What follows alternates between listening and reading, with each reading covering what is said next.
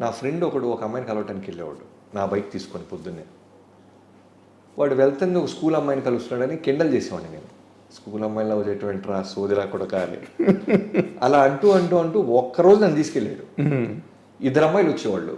వీడు ఒక అమ్మాయి కోసం వెళ్తే తిలక్ అని నా ఫ్రెండ్, ఆ అమ్మాయి పక్కన అమ్మాయి ఖాళీగా ఉన్న అమ్మాయి పేరు అనూష. ఇప్పుడు నేను పెళ్లి చేసుకున్నాను.